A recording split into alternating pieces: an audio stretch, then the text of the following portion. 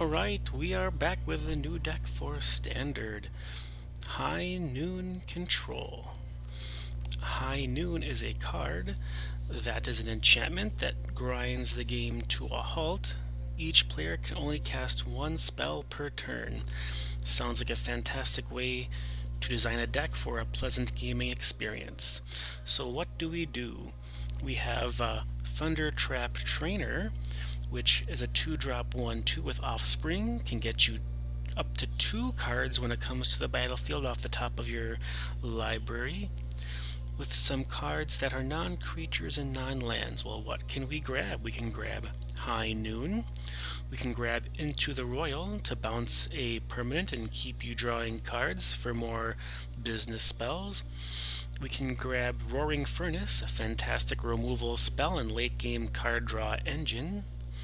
We can also find a Teferi, Temporal Pilgrim, which dumps creatures into the battlefield and draws you cards and makes those creatures bigger.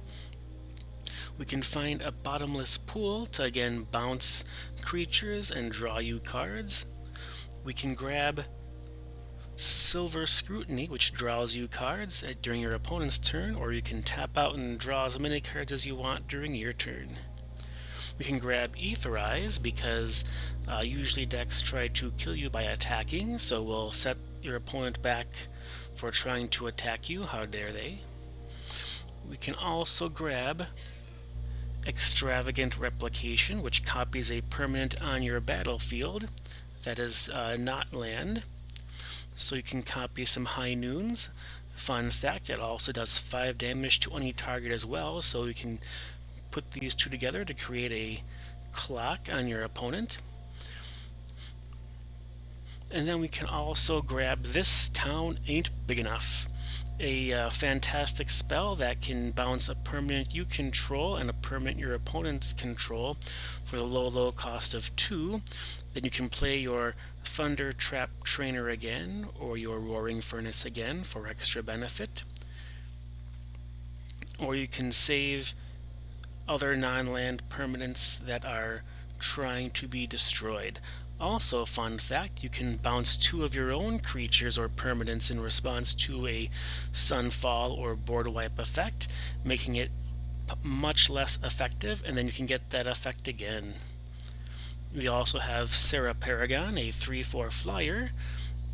It also threatens to get your High Noon and your Thunder Trap Trainer from your graveyard back into the battlefield. And also you can get your manlands back onto the battlefield. So I believe that is the main deck, but the lands we have Plains and Island. I would play the maximum amount of manlands, but we don't have the wilds quite yet. But we have Restless Anchorage, Restless Bivouac, and Restless Spire. We also have Painlands. We're just running 3 of the Painlands each because many games I have tested, I have lost to the pain damage. And then filling out the rest with our Spire Bluff Canal and our Seachrome Coast, other fast lands as well.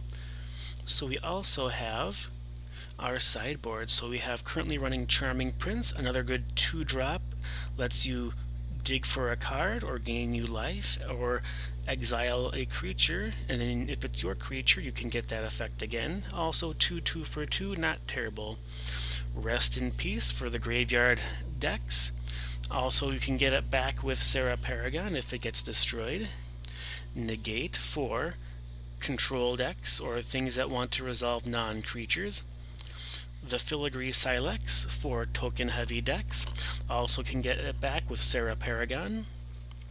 Split Up is our choice for board removal because it's situational, but also it costs 3 mana, which allows you to use your excess mana to do other things during your turn or your opponent's turn.